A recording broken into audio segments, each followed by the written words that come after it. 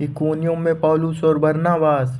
इसी प्रकार पौलुस और बरनबास इकोनियम में यहूदी आराधनालय में गए। वहां उन्होंने इस ढंग से व्याख्यान दिया कि यहूदियों के एक विशाल जनसमूह ने विश्वास धारण किया, किंतु उन यहूदियों ने जो विश्वास नहीं कर सके थे गैर यहूदियों को भड़काया और बंधुओं के विरुद्ध उनके मनों में कटुता पैदा कर दी। सो पौलुस और बरनबास वहां बहुत दिनों तक ठहरे रहे तथा प्रभु के विषय में निर्भयता से प्रचार करते रहे। उनके द्वारा प्रभु अद्भुत चिन्ह और आश्चर्य कर्म को करवाता हुआ अपने दया के संदेश की प्रतिष्ठा कराता रहा। उधर नगर के लोगों में फूट पड़ गई, कुछ प्रेरितों की तरफ और कुछ यहूदियों की तरफ हो गए। फिर जब गैर यहूदियों और यहूदियों ने अपने नेताओं के साथ मिलकर उनके साथ बुरा व्यवहार करने और उन पर पथराव करने की चाल चली, जब पौलुस और बरनबास को इसका पता चल गया और वे लुकाउनिया के लिस्त्रा और दरवाजे जैसे नगरों तथा आसपास के क्षेत्रों में बच भागे। वहां भी वे सुसमाचार का प्रचार करते रहे। लिस्त्रा और दिरबे में पौलुस। लिस्त्रा में एक व्यक्ति बैठा हुआ था, वह अपने पैरों से अपंग था, वह जन्म से ही लंगड़ा था, चल फिर तो वह कभी नहीं पाया। इस व्यक्ति ने पौलुस को बोलते हुए सुना था। पौलुस ने उस पर दृष्टि गड़ाई और देखा कि अच्छा हो जाने का विश्वास उसमें है। सो पौलुस ने ऊंचे स्वर में कहा, अपने पैरों पर सीधा खड़ा हो जा। सो वह ऊपर उछला और चलने फिरने लगा।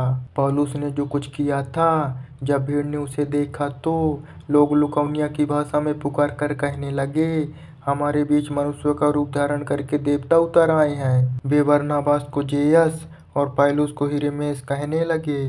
पौलुस को हिरमेस इसलिए कहा गया है क्योंकि वह प्रमुख वक्ता था। नगर के ठीक बाहर बने जेयस के मंदिर का याजक नगर द्वार पर साड़ों और मसालों को लेकर आ पहुंचा।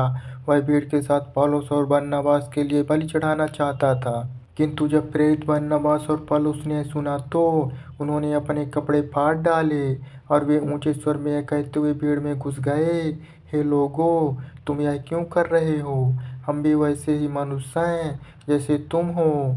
यहाँ हम तुम्हें सुसमाचार सुनाने आए हैं ताकि तुम इन व्यर्थ की बातों में मुड़कर उस सजीव परमेश्वर की ओर लौटो जिसने आकाश, धरती, सागर और इनमें से जो कुछ है उसकी रचना की है। बीते काल में उसने सभी जातियों को उनकी अपनी अपनी राहों पर चलने दिया, किंतु तुम्हें अपने स्वयं अपने साक्ष्य दिए बिना नहीं छोड़ा, क्योंकि उसने तुम्हारे साथ भलाइयाँ की। उसने तुम्हें आकाश से वर्षा दी और ऋतु के अनुसार फसलें दी। वही तुम्हें भोजन देता है और तुम्हारे मन को आनंद से भर देता है। इन वचनों के बाद भी वे भीड़ को उनके लिए बलि चढ़ाने से प्रायः नहीं रोक पाए।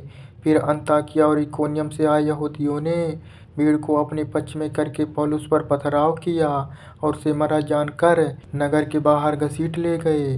फिर जब शिष्य उसके चारों ओर इकट्ठे हुए तो वह उठा और नगर में चला आया और फिर अगले दिन बरनबास के साथ वह दिरबे के लिए चल पड़ा। सीरिया के अन्ताकिया को लौटना। उस नगर में उन्होंने सुसमाचार का प्रचार करके बहुत से शिष्य बनाए और उनकी आत्माओं को स्थिर करके विश्वास में बने रहने के लिए उन्हें यह कहकर प्रेरित किया, हमें बड़ी यातनाएं झेलकर परमेश्वर के राज्य में प्रवेश करना है।